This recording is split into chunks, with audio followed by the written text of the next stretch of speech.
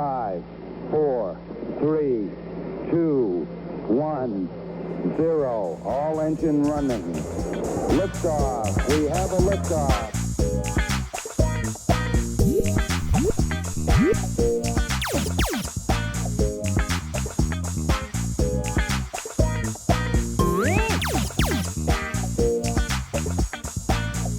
Welcome to Sacrilicious with Robin and Snerts, a Simpsons review podcast. I'm your lovable nerd Snerts, aka Joshua Stearns, and joining me is the equally delightful Robin. Don't have a cow, coward! Hey-yo, Josh, my brother, how are you doing?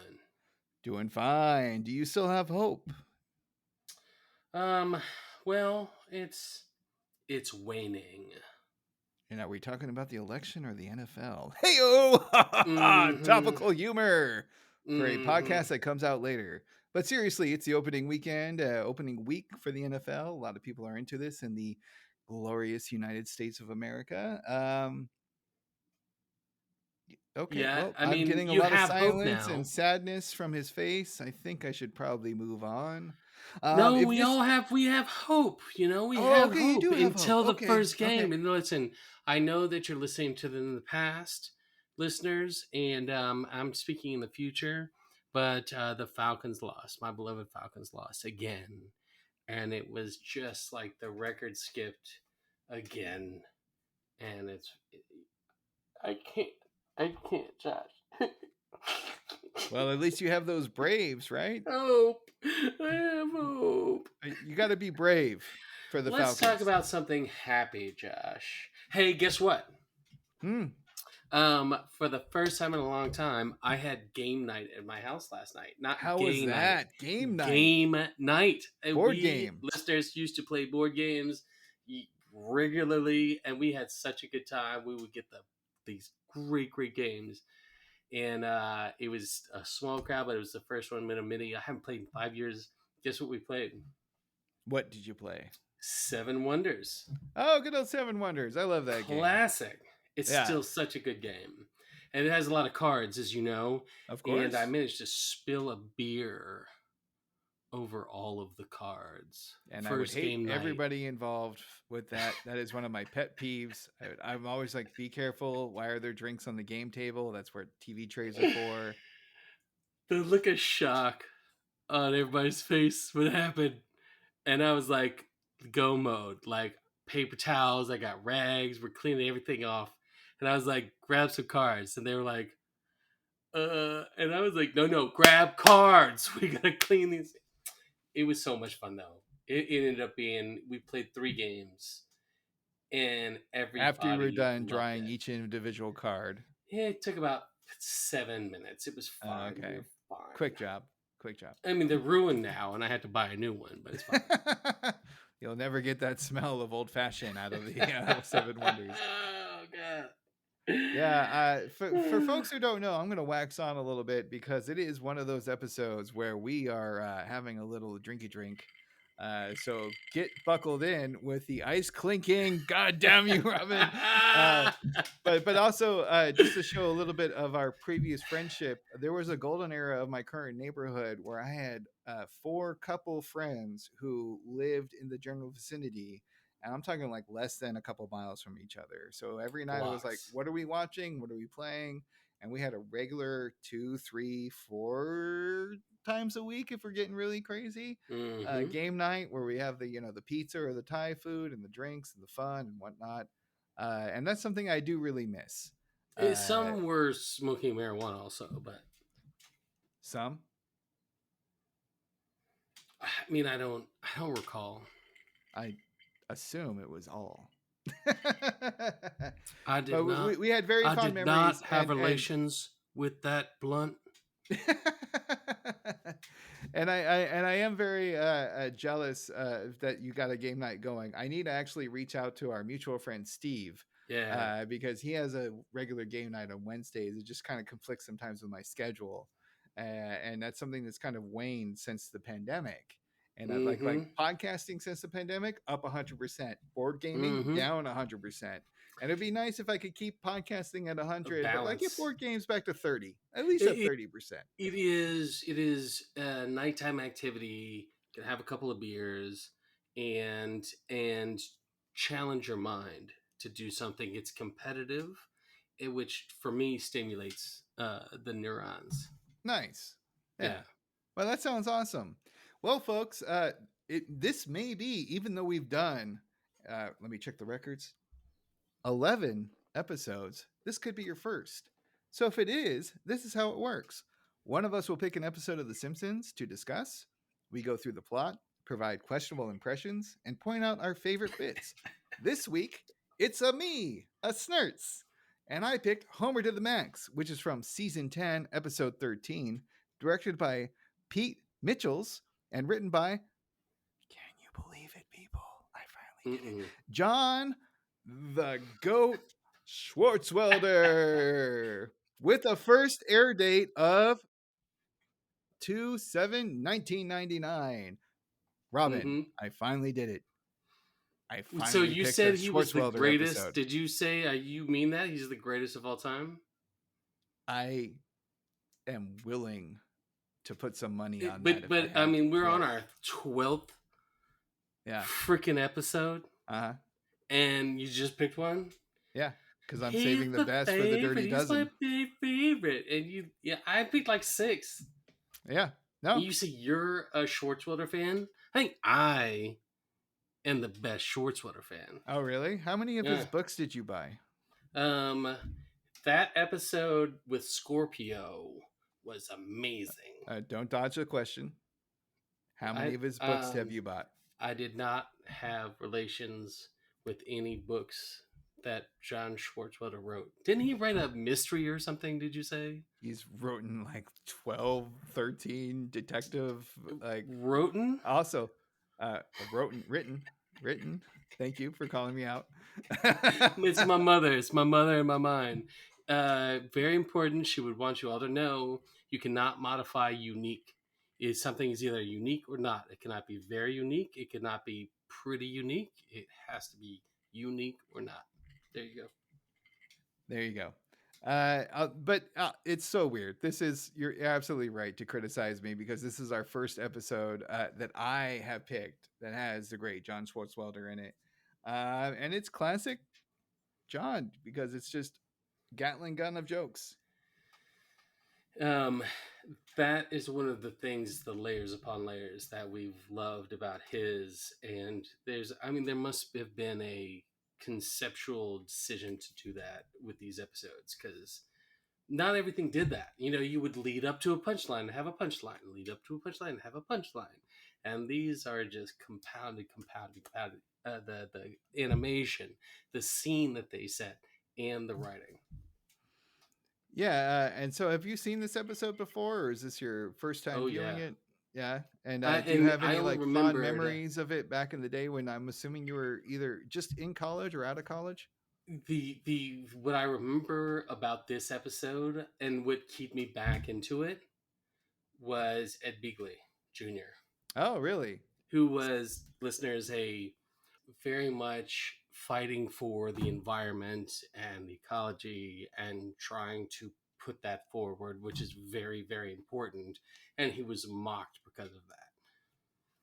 It's also funny, in the DVD commentary, they only had a few comments, and one of them stood out where they were actually at an event with this gentleman, and he was complaining that they were at some kind of like modern museum of science and technology, but they didn't have a charging station for his all-electric vehicle in the 90s. Mm-hmm. And folks, like, if you haven't like paid attention to current events, like this whole like electric vehicle thing that's recently taken off is new. It's not old. So when we talk about some of these jokes about, like a solar panel and whatnot, like things have gone a long way. So from there, yes. Yeah. But not to get too far out of the way. So it's great that you saw that episode. And 1999, I'm assuming we're like, again, I'm probably either, I guess I would be a junior. So everything's kind of rolling. I'm assuming you're like a senior in college at this point. Yeah, it was a great year.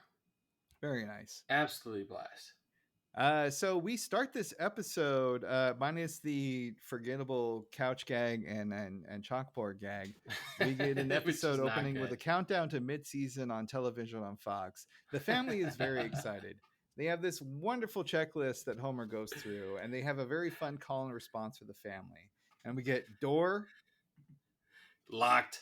phone, Unplugged. dog, cat. Taped and corked. Perfect. I Now that love perfect the is taped and like, corked. They yeah, taped up the pets and corked their butts. no, but like who was taped and who was corked? That's what I think because they were both taped and corked. oh really? You think both of Oh, them you got to were? keep them from pooping. Well, I wasn't going for that end, but then I guess they would have to breathe. So You know, you why take are their they corked? legs. Why are they Maybe corked? this a glimpse into my psyche, because what I said was they both had their legs like taped to their Yep, bodies with duct tape, yep. and they put corks in their butts so they wouldn't poop on the floor while they binged the the mid-season premieres. But Maybe it should have been so you muzzled, know, as taped an and actor, muzzled, right? Like it's a little weird. yeah, it probably did mean muzzled. My Anyway, way is funnier though. Homer has a little flag and a scorecard. I like how he has a throwaway gag of about like so the obvious gag for this bit is the pennant, right? That kind of like goes it sags and it and goes full like full blown mass. It's like they're watching the Super Bowl. And Yeah, it's the mid-season premieres, which classically are the crap premieres, which they even mention. and he went to like the all night scorecard place in Springfield. It's a little joke just thrown in. I mean, we already did our ad, but I feel like maybe in the future we should have the all night scorecard. I mean, the humor writes itself, Down right? all night long. Get your scorecards. Do you need to know how the Cowboys lost to the 49ers? We could customize it in maybe 3 or 4 ways. Not a lot, but we could customize it. 3 a.m., 10 p.m., 10 a.m., everything you need. When you are done with your midnight burrito, come to the all night score place. After your trip to Taco Bell, come get a scorecard. Let's see how everybody did. But instead of our shenanigans, we are treated to America's Funniest Tornadoes and All in the Family 1999. They Is do there like any of these trailers that for like 'em. stuck out to you for their mid-season? Obviously, My favorite thing was for the first part was the way that he goes, America's Funniest Tornadoes.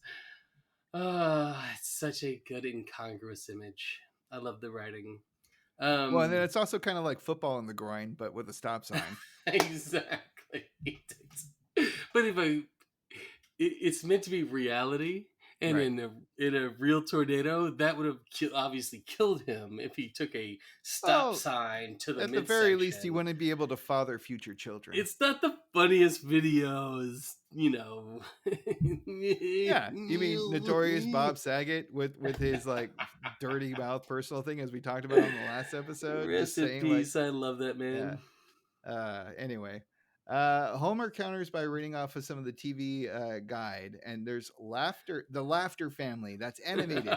Networks love animation because they don't have to pay the actors squat. And then So Ned Flanders pops through the window and he's sounds like- completely different, and he says, He's like, and they can replace them, and no one will know the diddly difference. "Yeah, that is not the first section of industry. It's subversive. They're talking about their own producers. Correct. Mm. Well, no, just the industry and The meta industry. humor is very strong in this episode.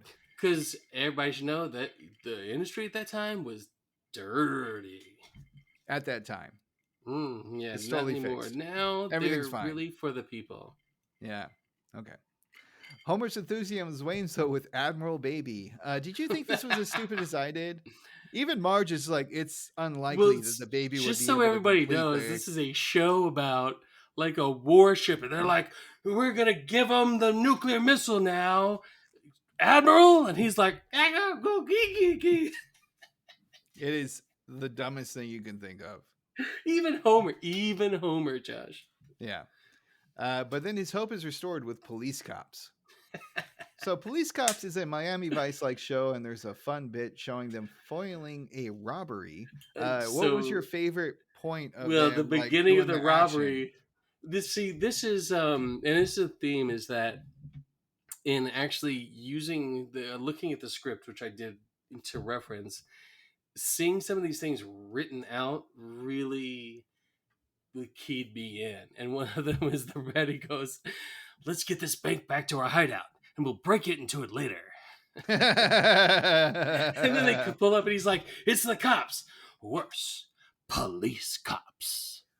And it turns out Homer Simpson is one of the main characters. Detective Homer Simpson. Oh, my apologies, sir. Thank you for correcting me.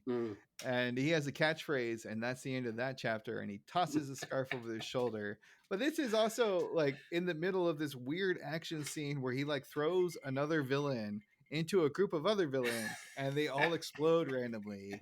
He also has so overblown. It's so overdone. And the whole expression that Homer has is like, my history was just rewritten as some badass motherfucker. And that is not the way it really happened. So in the episode of Police Cops, there's a guy who's just like, hey, I need your guys' name because I want to donate $40 to charity. First off, cheap ass bank owner, $40 to charity. That should be $400. What the hell are you He's talking like, thanks about? for saving my bank. I'm gonna donate $40 to charity in your honor. And I forget the black character's name. It's Lance something. But then the white character, who's very much like a Don Johnson type, is Homer Simpson. Detective. And he's Detective Homer Simpson. Simpson. Very sorry. And Homer is just so excited because he thinks he is finally a millionaire with Bays, a place in Europe, and he is just like a crime-hating cop. And one of my favorite quotes that he has is, "He's named like my name." And then Lisa is like, she says, he's just a fictional character who happens to have the same name, Dad. And Homer's like, don't confuse Daddy. Did you see how Daddy caught the bullet and shot the other guy with the bullet? Like, he is so in. He's just a fictional character who happens to have the same name.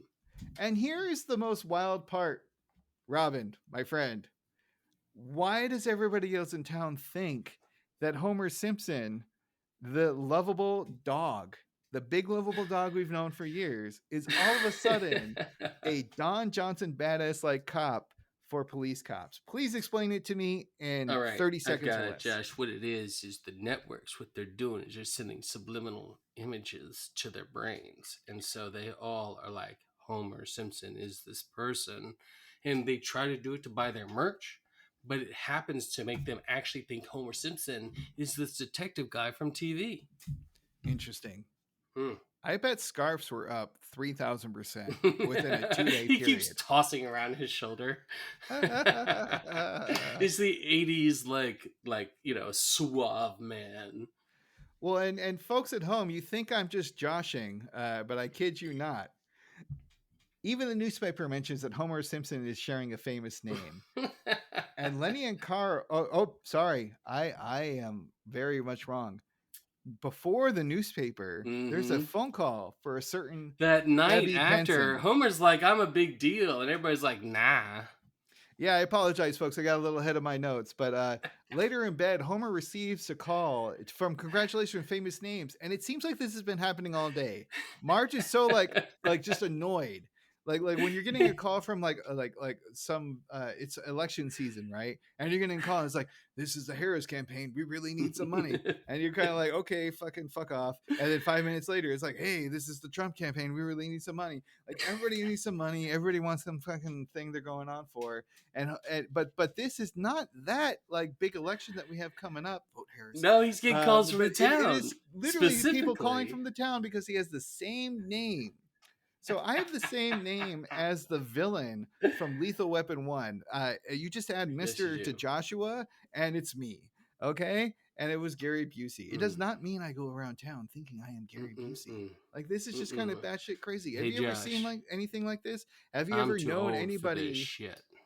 Have you ever known anybody with a famous name, but the famous name is actually a fictional TV character? What I love is that the call he gets, he's like, hello? And he's like, Debbie Pinson from high school? Yes, I'm still available. And Marge is like, no, he's not. He's like, oh yeah, I forgot. Yeah, it's fucking hilarious. And then we jump to the plant, and Lenny and Carl are impressed that Homer has the same name like all these other idiots do. It's just baffling to me. I don't understand why this is a thing. It drives me kind There's of a nuts. there's a joke where Carl wants an autograph. Mm. He's like, Homer's like, what's the name? He's like, oh, we've worked together for 10 years. He's like, I don't get. He's like, Carl. And then he mentions like, I asked for your name. You just signed Carl. Take it or leave it. Looks at autograph. Carl. He's really like playing into the star quality of it. So of course we have an epic gathering of the barflies at Moe's to celebrate Homer's new fame and fortune. Oh yeah. Why wouldn't we? Why They wouldn't we are celebrate supportive Homer's at fame and first, of fortune? course. And so obviously Homer is expecting suave, debonair Well, so Don I Johnson. love Josh to give it like the scene is. Carl's like, so what kind of adventures are you gonna be involved in tonight, Homer? Like him. He's like, Right. who knows? Maybe I'll foil an assassination or stop a peace conference. Honestly, you could probably do both in one night. It might be the same thing. And then Mo goes, so they really based that Homer Simpson character on you? Yes, right down to the scarf. And then, as we mentioned before, he like pulls out a scarf that has a dollar tag on it, and he's like, he kind of throws it over his shoulder, and everyone's like, ooh, it's a scarf. Ooh. But then there's a twist, and the fictional Homer Simpson is now a bumbling sidekick. And they're he comes showing into it the on the scene TV at with a Moe's. disheveled look. It's like he tried to dress up with 3 different outfits and gave up halfway putting them on. Then there's a couple bits where he got the Guns for Toys program backwards, so it was Toys for Guns. Hey, Robin, have you ever given a G.I. Joe for an AK-47?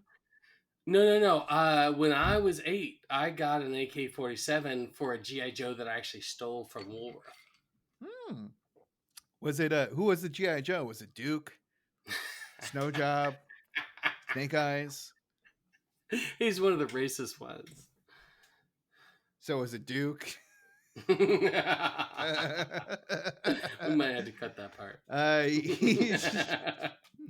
He also got the weird drug shipment wrong because he was supposed to destroy the drugs, but it was actually his boss's insulin. And we get the classic like Simpson, and then this new bumbling oaf goes, "Uh-oh, spaghetti-o." Oh God. So what do you think of the switch to our new Homer Simpson? I mean, it's profound. I mean, they got a completely different direction. This guy is just a complete doof. He almost even looks like the Philly fanatic, mascot. It's complete 110% oaf. Homer is just trying to make changes. Everyone thinks it's hilarious. The barflies encourage him to do something stupid. So Mo yells, "Come on, dum-dum, do something unintelligent there." Come on, dum-dum, do something unintelligent for us. Homer is insulting. He gets up to leave, and then he tries his scarf around the shoulder, the classic move. And that's the end of that chapter. It catches the ceiling fan. He spins out of control, flies out, and we hear a car crash and a large thump. And he gets hit by the car. And Very everybody much laughs. so. And then Carl goes, "What will he do for an encore?" Mo looks outside. Oof, I don't think he's doing any encores for a while. And then he goes like, Yeah. It is all about, them relishing in him being just not only a complete moron, but also like very badly hurt. Yeah. No, he's obviously involved in a critical accident that will totally derail this entire episode, and we're going to spend the rest of the time at the hospital. We're going to go to a hospital, right? Obviously, we're going to a hospital. They skipped the time, I guess. In the okay, episode. all right. Well, because it turns out Homer's at the breakfast table, and we get another joke about television shows changing or dropping characters. And as Lisa is mentioning, like this trope, we see in the background her music teacher, the Capital City goofball, and a couple other characters kind of like walking in the background. From The Simpsons that have never been returned. No, they've been returned, but they're not like as popular as some of the other characters like Mo, Apu, etc. I love how Marge goes, Maybe it's just the comic relief, like Marlon Brando in Apocalypse Now, which Yeah, is the antithesis of comic relief. I mean, Depending on the way you look at it, Josh. Depending on that the way whole you look movie's a at joke. So, it. It's a goddamn masterpiece, Josh. uh-huh. Mm-hmm. I Sure. know how you feel about it. Mm-hmm. Which I would just say the worst ever. Not the worst ever, but definitely overrated. That was another Marlon Brando epic. The Island of Dr. Moreau is as honestly a movie I think might be the worst ever. No, that one is definitely worse, and you can hear a podcast with Ron Perlman talking about it. But anyway, back at the plant, we get a scene that is constant meme these days, especially with Elon Musk. Homer is at the control panel. He is stroking his chin. And then Lenny, with a group of coworkers, is in the back. He's like, "Get ready, everybody. He's about to do something stupid." It And was then like Homer explains, he's like you listen. You have me confused with a television character. Now, if you'll excuse me, my fondue's almost, and he knocks over a fondue pot onto the nuclear like safety grid. And all yeah, and then starts we see a like light goes out. Correct. And then Lenny goes, "There goes Albany." there goes Albany. Carl's like, oh, SpaghettiOs. So then, silly. and then the family decides to go to There goes Albany. and then the family decides to go to the Springfield Mall for their weekend endeavor, I guess, or what have Everybody's you. making fun of Homer. Did you recognize the hat that Homer was wearing? I mean, it was like, I recognize the type of hat, but I don't know if it was specific to. This is again why I think the DVD commentary is kind of like full of shit. Is No, that I like, actually oh no, heard- it's I like heard Woody this. Allen. Yes, It's supposed to look like Woody Allen. Woody Allen used to have the trench coat and that what do they call those? They're like sun hats or something Fisherman pulled hat, down, but like the sun the hat. fabric Yeah, hats. Yeah, I don't know. It's the kind of thing Yeah, I would yeah, like wear when I was river rafting at a buddy's Yeah. bachelor party. You know. yeah. So it's just a little weird, and so he's basically being mobbed by people because he is They're being like, pressured. do something stupid. Once again, the entire town is a bunch of dipshits, and they don't understand that the fictional Homer Simpson character in their They're local bought in town, entirely that Homer Simpson is the oaf character that they're highlighting on the television show. Yes. right? And then one of my favorite lines from this whole bit, besides the crusty one that I'll get into, is Wiggum, and he'll be like, "Well, if it isn't that stupid cop from TV," he then proceeds to clean his ear with a gun before walking away. He's like using his revolver as a Q-tip. And he's like, oh yeah, I got it. It's so ridiculous. And then comic book guy, we have a comic book guy sighting, Josh. Oh, what do you got for comic book And guy? he's like, can you record the line? I can't do it as well as you can. And Homer's like, SpaghettiOs. And he's like, worst reading ever. There you go. I also love how Krusty is kind of a bro. And he shows up and he's like, hey man, takes him under his wing. You know, there's nothing that's going to change this. You're going to be under the microscope for the rest of your life. By the way, roll with the punches. Can I let my nephew kick you in the stomach or punch you in the stomach? And he's like 6'2", 250. His nephew, you think it's like a little like 6-year-old kid. I know Carrot Top is already buff. Like he's very ripped. But imagine he's like a total beefcake. I'm telling you, he's like a linebacker. I also like how Krusty goes, the flash didn't go off. Got another in you, Josh. Because he wallops Homer in the stomach. And Homer like crumples to the ground. Oh, my flash didn't go off. Can you do one more? Back at the house, Homer is in the attic. He has a beard and is rocking back and forth on a chair. Very like kind of psycho, definitely disturbed type of shit. And then he looks outside and he shouts out that everyone is laughing at him. What is the thing that stood out to you about everything? He's like the whole town's laughing at me. Even that cat out there. Hey Bart, kill the cat. Okay. And that big yellow flower. Mark's is like, Homer, your growing insanity is starting to worry me. Maybe just go talk to the producers. And he's like, okay, but while I'm gone, keep an eye on that weird looking kid down there. And she's like, Bart? And he's like, yeah, Bart. I love it. I love how he goes to the studio and the production name is By the Numbers. Which, as somebody who works in advertising on the creative end of things, like By the Numbers is just like, I don't know what it's like for the people making TV and movies, but I relate to By the Numbers. Mm-hmm. And this and the next bit is just full of meta humor and industry talk. The board members agree to talk to Homer for whatever the fuck reason that happened, and we basically we get some random executive going, we wanted Titanic meets Frasier, but then we found out ABC had something similar. So there's a couple of things I love. There's the first thing is like, Homer's like, I just want to know, like, how come you made the Homer Simpson so? And the person's like, stupid? Well, I can assure you it happened organically. And Homer's like, it better have. Nice. And they're like, we could do Titanic meets Frasier, but then we found out ABC had a similar project development, very common, with Annie Potts and Jeremy Piven, which is the most random duo of all time, right? Yeah, I have no idea who those people are. Well, that's what they say. They're like, who is Jeremy Piven? Like, I like Jeremy Piven. His best known role was in Entourage, and he played the agent. And but That's my not favorite helping. movie is a stoner comedy called PCU. Listeners, I know some of y'all know this movie. It is an absolute classic. I recommend everybody watch it.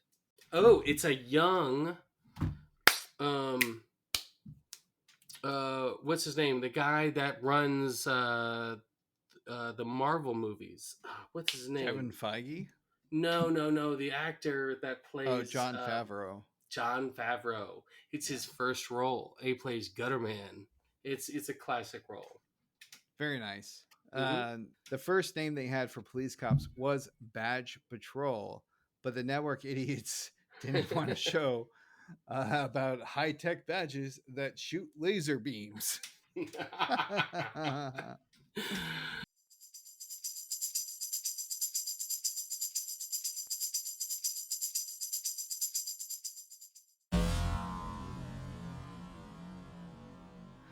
Get ready for the next big mid-season show from Fox and By the Numbers production, Badge Patrol, starring Jack Black and Chris Pratt.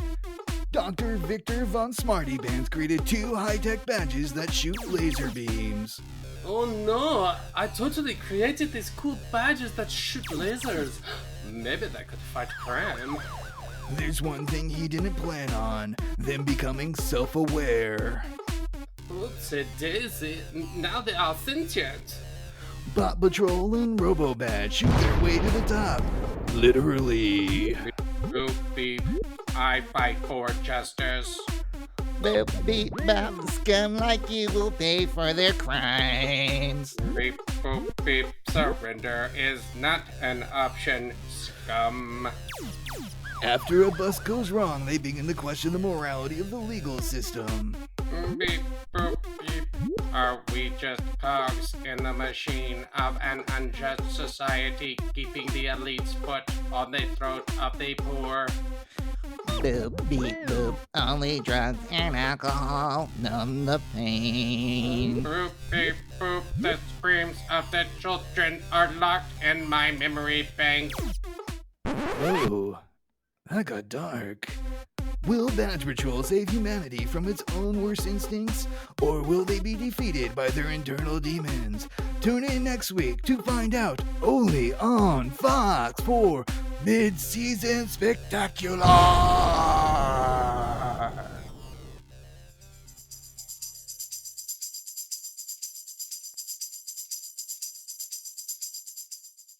And then Homer decides to go on a speech. I'm begging you, I'm a human being. Let me have my dignity back. And he gets up to leave and runs right into a fucking cactus. Like, just baselines a cactus. Like, nothing. I mean, why is it sitting there, Josh? It's just completely. He's like, let me have my dignity back, and they like give him the most undignified exit from the scene. Yeah, and then they watch the new episode of Police Cops, and all of a sudden they're just ripping off Homer verbatim. Like they They literally literally say is the like, exact same let me have line. my dignity back. And he falls. And Crotch there's cactus, even a Josh. cactus. There's a crotch Crotch cactus. You know, everybody loves a crotch cactus. So Homer decides to go to court and he tries to sue, and this He's is gonna instantly sue them denied by the for judge. $20 million. And the judge says, Denied. No, he's denied like, indeed. And then he within instantly, a second, he's like, I fine for the studio. Homer's like, I'd like to sue him. He's like, I fine for the studio. You're out. and then Homer has a cute bit where he kind of like turns his back to the judge and like flips through some paper. And it's like, okay, I want to change my name instead. And he has 3 names: Rembrandt Q. Einstein, Handsome B. Wonderful, and Hercules Rockefeller. What's your favorite name of the Hercules 3? Rockefeller Is that your favorite one? I gotta say. Yeah? I don't know. Handsome be wonderful is Uh-huh. pretty amazing. My But that's favorite, not the one he goes with. My favorite history name that is totally awesome for today's culture is Hercules Mulligan. I am Hercules Mulligan, the ultimate golfer. My scores are unbeaten because I am Hercules and a mulligan. Try to beat me. I am Hercules I would Mulligan. watch that movie, Josh. So Let's talk about this later. Let's talk about this because honestly, I think that we should do that. denied. Apparently, the judge just Denied! says, I'm going to give you the only name you spelled correctly, which is Max Power. Max Power. And then we cut to the family, and like Homer did not I consult love this anybody. Did not consult anybody. Marge is like, you changed your name without consulting me? And I was like, that's the way Max Power is, Marge. Decisive, uncompromising, and rude. And what about the tattoo on you know what? Oh, honey, they have acids that burn off. But my favorite, Josh, is Grandpa, when he's like, the family name is my legacy to you. I got it from my father, and he got it from his father. And he traded a mule for it. And that mule went on to save Spring Break. I don't know why I find that so funny. And then another one is like, Marge is like, the mailman won't know what to do. Like, did you think of the mailman, Homer? And he's like, yes, briefly.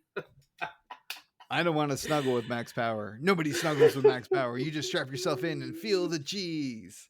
So these are the Schwartzwelder jokes. Those are absolutely Schwartzwelder where jokes.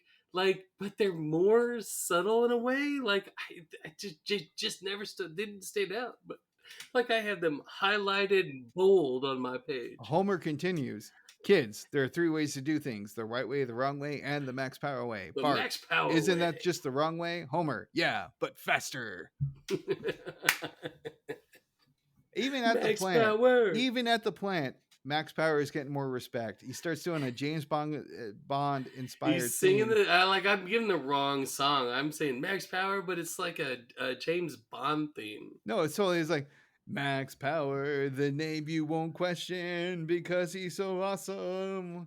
That is a parody of what actually happened. And the best part is the kicker reinforces that joke with Mr. Burns coming in saying like, hey, Max Power, that's their name I can never forget, which is a running bit. And then he never remembers Homer's name. And then as he's leaving, he's like, Mr. Power. He's like, of course, Mr. Power. So the name change is working. It's not just like the initial town full of idiots. It's the rich and powerful as well. It's just falling for the names. And Homer is so intoxicated on his new power that he goes to a convenience store, or I guess an outlet, or maybe even like a Sears if they still have those things these days. He's trying to get weird. Like monograms on his shirts. He's totally trying to get monograms, but like, what is a monogram? It's usually 2 letters. The lady's like, sir, traditionally a monogram is just initials. He's trying to get like Max Power. Max Power doesn't abbreviate. Each letter is more important as the one that preceded it. Maybe more important. No. As important. And then Trent Steele is impressed. No. First he goes, and if you got enough room, add some exclamation points and a pirate flag. And then Trent Steele is very much impressed with Homer's direction for the monogram. Trent Steele, he's just some random douchebaggy looking like yuppie guy. If you were going to invent AI rendition of a Baywatch stereotypical 80s or 90s villain, and you had a guy with a 3-piece suit and a fucking ponytail, that's Trent Steele. Trent Steele Next. is impressed with Homer's fashion choices and whatnot, and he basically like admits Homer that he got max power off of a hairdryer at that point. So how good is that as a low-key joke? Like come on, man. Like he's like, great name. I was like, thanks. I got it off a hairdryer. I and he's love like, that hey, you joke. want to do some lunch? He's like, do you like tie? He's like, yeah, I like tie. Do you like shirt? Such a stupid joke, Josh. It is such a stupid joke, It's but so it pays off in the good, next but it's scene so bad. because he is literally dumping bags of like Thai food He's onto like, the Marge, table. this is all I want to eat from now on. Thai food. And Marge is very skeptical, even though the kids are kind of intrigued by the entrees because they're probably starved for actual legitimate food that's not beyond TV dinners. And Marge is skeptical of Trent Steele until Homer produces a garden party, and it has a very nice address. So they're driving up to the house, and Marge goes, "Wow, Wait, real quick, Josh, this place is uses." hold on, real quick, is that Homer's like, Marge, this is our chance to rub elbows with Springfield's young hip power couples like me and Debbie Pinson. Oh yeah, there is a callback to Debbie Pinson, absolutely. But Marge is still skeptical because like just how many times does Homer come up with like a random party invite? Oh God, remember the mule, Josh. I feel for Marge in this position. Well, but And the garden party, will always get Marge. She's intrigued, and it's nice. no, if it's Pinky Up bitches, then Marge is in. If it's like she'll always be skeptical, because remember the mule, Josh. Correct. So Marge and Homer are driving up to this fancy party in their Sunday best, and Marge goes, "Wow, this place uses letters for address numbers."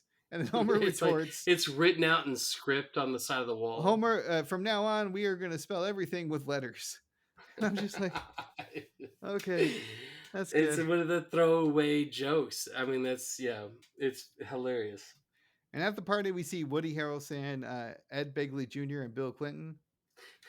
It's like to Woody Harrelson, like, I can't believe this pants are made entirely out of hemp, and they're literally like pot leaves for Woody Harrelson's Poorly drawn pants. pot leaves, in my opinion, but that's okay. But the other two guests, Josh, are my favorite. Ed Begley Jr. and President Clinton are there. We also get a little bit party of our favorite Lorne Michaels. So Lorne Michaels comes over to Homer and pretends he doesn't see him. Lorne goes, "Oh, Max Powers, Trent absolutely must meet you. This is fabulous." Homer loudly goes, "Anyway, Marge, how do you feel about the economy?" He's like, Marge, ignore him. It's Lorne Michaels. And Lorne sadly walks away. This was another fun part with the DVD commentary where this is actually the voice of Lorne Michaels. Oh, is it? He was totally in for the joke. He didn't mind being in self-deprecated humor. I love that. Which makes me love the scene even more. It's actually why I actually added it to the episode. Yep. Homer starts mixing in, and he has one of my favorite. Like, he's telling the story, and everybody's like reacting to it. Well, and it's also a bunch of bros like smoking cigars, right? Oh, it's 100% country club set. Yep. Like the worst. And how the story they react to is like, he's like, if this is the house of pancakes, how come I can't eat the walls? And everybody's like, oh, you're too much. There was actually a deleted scene with that too, where he brags about beating up President Bush, but they cut it. Did. And I think it was good because like they had Clinton already in it. You don't need to overdo the presidential. No boy, howdy. But there was something that was like, word on the street is, Homer, you gave it what for to President Bush. I didn't do it. And that's my rendition of what happened with that deleted scene. That was very well done, sir. So we cut to Clinton dancing with Marge, and Clinton goes, I know you don't think you're good enough for me, but believe me, you are. Hell, I've done with pigs. Real no fooling pigs. Are you sure it's a federal law that I have to dance with you? I'd change that law if I could, Marge, but I can't. Guy whispers into Clinton's ear. Ah, shoot, Quebec has the bomb. Well, I gotta go, but look, if you're ever near the White House, there's a tool shed out back. I'm there most of the day. I mean, that is scathing. Listen, you never did that to presidents back then. Like, that was not something. But here's the thing with the commentary. Clinton. In the commentary, they were like, oh man, we're so sorry for making fun of you fucking like an intern. The guy we have now is totally worse, which was Bush back then. And I'm sorry to all our right-leaning political leaders or listeners, not leaders. Fuck the leaders. But I guess we're just gonna lose everybody. We had 3, now we have 2. We need 1. But if you don't believe my sister should exist, fuck you. Facts. So Trent Steele then begins to give a speech, and he mentions the responsibility of the rich. And this is where Homer Our is privilege like, and success, we have to give back. and he is so disillusioned. He is eating a full salmon, which I just love. That is so fucking random. Oh, God. I want to say Schwartzwelder's notes in the script was like he's eating a full salmon for some reason. So you had to know. So this is very centralized to Northwest California and Oregon, Yes. because North of San Francisco. redwoods. Let's save the redwoods. Yeah. And if the salmon are so overfished that Yep. the locals can't fish the local rivers anymore. I got a lot of friends up there live in like Bend in the area. And so for him to be sitting there while he's saying, let's save the redwoods, and he's just like chowing on a whole tuna. And he whips it around like it's a fucking I mean, towel. a whole salmon's, apologies. Yeah. Like he's whipping around like it's a goddamn towel. It's You like know. he's seen it like corn on the cob.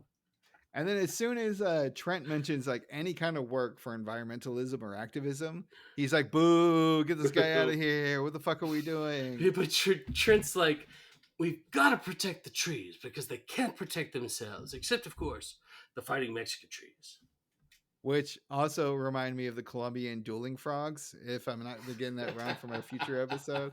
So maybe we need to have like a who would win show, like start battle with the Colombian rainforest fighting and the frogs Mexican fighting trees. And the Mexican fighting I love the trees. idea. It's like Mexican jumping beans. You remember that from back in the day? Yeah, absolutely. What the Same hell with were the California those? raisins. I have no idea. But you know, alas, here we are. So Homer and Marge are forced onto the pro-leaf bus. Ed Begley Jr., however, uses a go-kart powered by his own self-satisfaction. Marge is like, aren't you coming, Ed? He's like, I prefer a vehicle that doesn't hurt Mother Earth. So Homer is not having any fun. As soon as he gets extra work and he's just not like riding high on the Max Power name, he is willing to dip the fuck out. But Marge, as her usual style, is kind of rolling with the punches, unless it's something she really believes in. She's kind of like, it's just another week. What am I gonna do? But they're chained to a tree. Yes. And then the cops show up, and Homer thinks it's funny that Wiggum calls the group of tree huggers. Wiggum is not amused. But there's another one where like he's so upset because, like, let me paint the scene for everybody. All of these elitist environmentalists are chained to redwoods in a forest, and there's a bunch of guys with like chainsaws and hard hats, and there's like else bulldozers. It's basically your stereotypical logging scenario. If you've seen the movie Fern Gully, these are the bad people. And they are like, what the hell's going on? The cops show up, and then Homer is totally like, these guys are nuts, I'm not with them. But the police are so stupid that doesn't really imply. So the cops show up, and then Homer says like, hey, Eddie, get the swab out with the mace. And then Marge goes, swab? I thought it was a spray. And then the mace on the bottle says hippie strength. That is amazing that it says hippie strength on the bottle. Hippie Absolutely strength mace. And so, of course, like Homer's like, not fuck really, the do-gooders, right? Homer is not really into it, and he's just like running around in circles and whatnot. He's like, go swab Bagley. He likes it. That is a great poll, absolutely. And like so he's running around in circles, and eventually Eddie's like, "Hey Chief, I need backup," and then Louis like, "Lou, get in there." He's like, "I don't know what's gonna go on," and we get a very comical like Looney Tune-esque where actually Homer running around with a chain across the redwood cuts down that tree, and all the other trees fall down behind it. The Like fun bit that I dominoes. got out of all of this, besides like Homer, are twofold. Homer throws up his chains and kills a bald eagle. Two, like when the tree two, falls over, he's exactly. freed, and he's like, "Woohoo!" and he kills the whole. It's great. But one of those trees that you love so much crushed a cop car, Oh, no. and goddamn you, fuck you, Wiggum. Robin, man. You know how many tell you that car was 2 days away from retirement. Ah, Now, sir, how it do you was feel about those tree 2 fallings, days away. knowing I that it can't killed do a Wiggum. cop 2 days away from retirement, sir? Do you have any message? Do you have anything to I'm speak too to the old public? for this shit. And then that's the end of that chapter. And we are treated to two different endings if you have the DVDs Oh, with the deleted scenes. what So was the deleted scene? basically, these trees all fall down, and that's the Well, end of the just to be episode. clear, listeners, that once the trees all fall down, Homer's like, "What are we doing on the party bus next?" And they're all like, like, Yeah, no, "Fuck you, buddy." no, he's lost the favor of everybody. At Yeah, this Max point. Power is persona non grata now. So in the deleted scene that was the alternative ending, Homer is going to court and he's changing his name randomly without any other mention to the past incident to Homer Simpson from Max Power. And then He's the very changed next it back. case that the court takes up is Max Power versus the Redwood hippie people who want trees to live forever. And I made that name up. I don't know what it's really called. Do-gooders, Josh. We're calling them do-gooders. The Redwood do-gooders. And then like Homer kind of like slyly goes like, "Good luck finding Max." And then immediately the plaintiff goes, "AKA Homer Simpson." And then Marge steps up like it was some kind of weird sitcom, goes, "There goes our homie again." And everybody laughs and it cuts to credits. So that was the deleted scene, but apparently it didn't fly. And I don't know how I feel about this other deleted scene Well, because I love the scene. they went from the chaos. Let me set it up. They went from the chaos and they're in the bedroom again. And all of a sudden, Homer Late at just night kind of again. casually mentions, "Oh, hey, I changed my name back to Homer." Well, wait, Simpson." hold on. So Marge is like, "I'm glad you changed the name back to Homer Simpson." He's like, "Yeah, I learned you just gotta be yourself." "Oh, I almost forgot.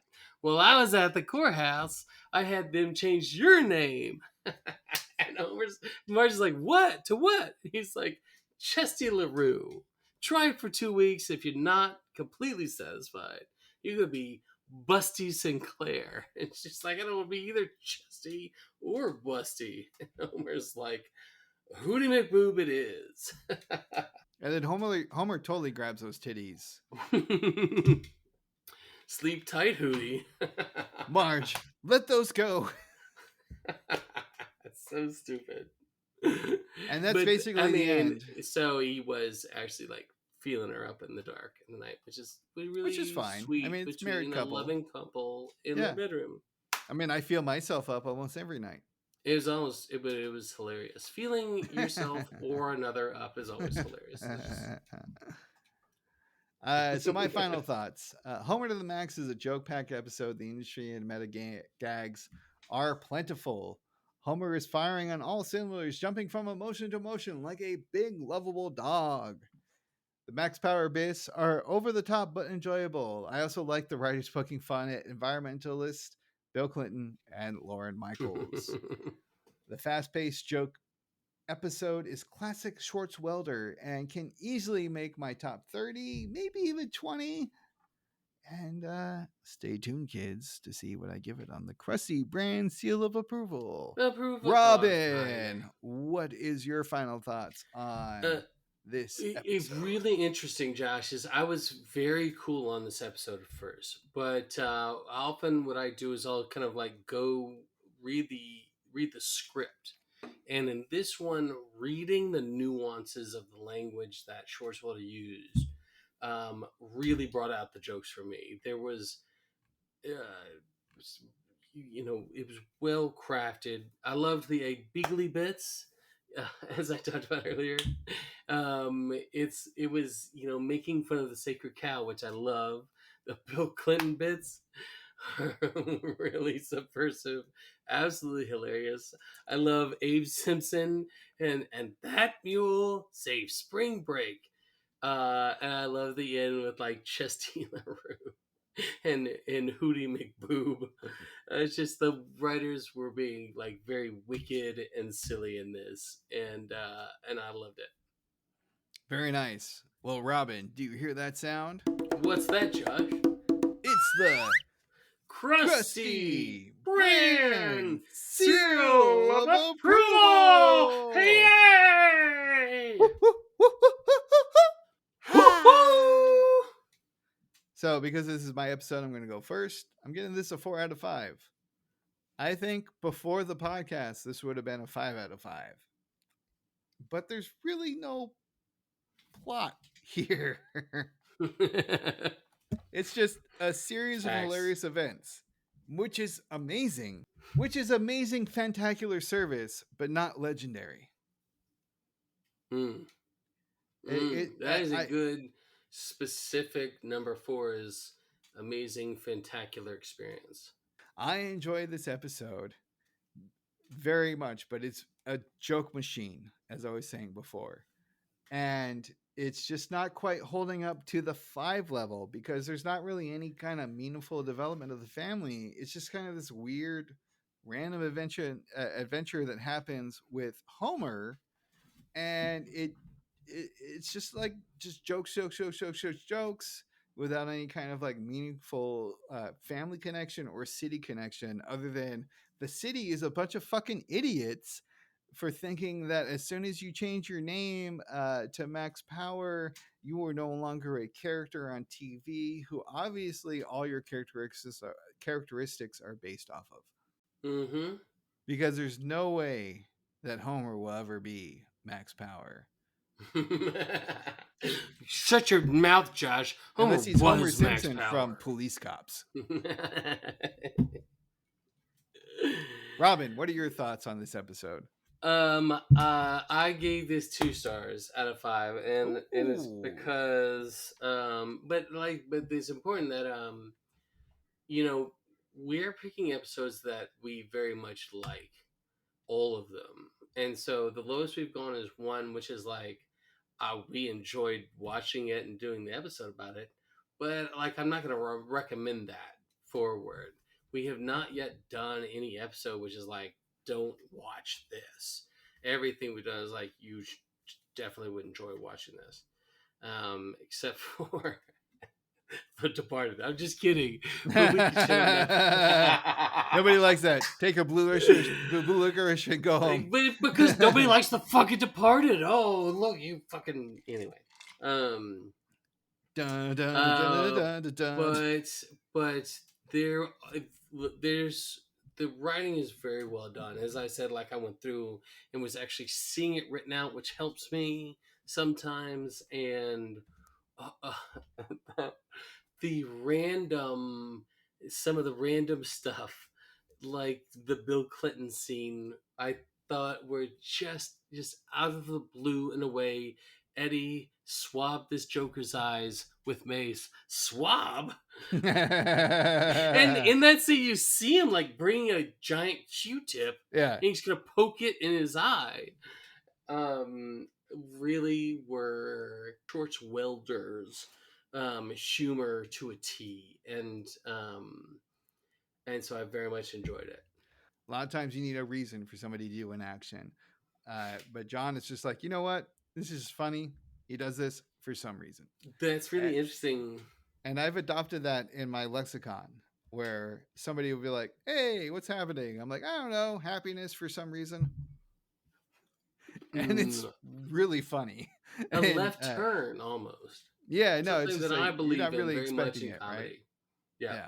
Well, that's a wrap for Sacrilicious with Robin and Snerts. We hope you enjoyed this episode. If you're feeling generous, then please leave us a 5-star review with a few sentences. We are currently on Spotify, YouTube, and Apple Podcasts. Shout out to the following people: Batman, Enough said. Football fans, enjoy the first week of the season, the moment where everyone has a wee bit of hope. Ooh. By the time this drops, that hope may be gone. Wait a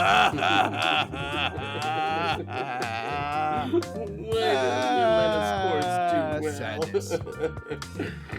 And always, Dr. Moxford, the reddest fan of them all.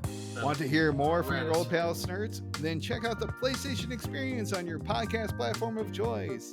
I can also be found on most things at Lord_Snerts. Robin, any outro or plugs?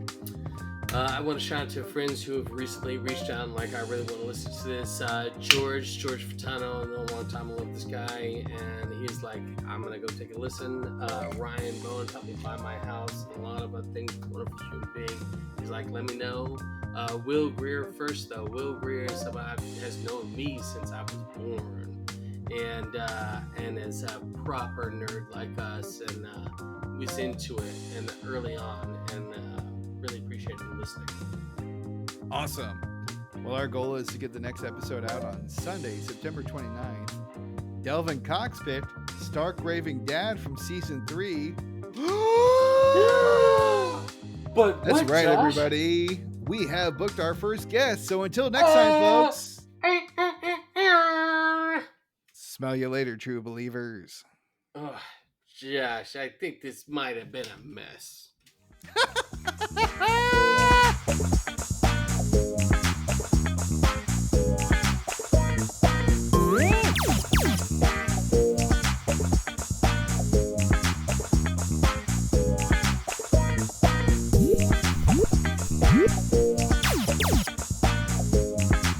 Tranquility Base here. The Eagle has landed.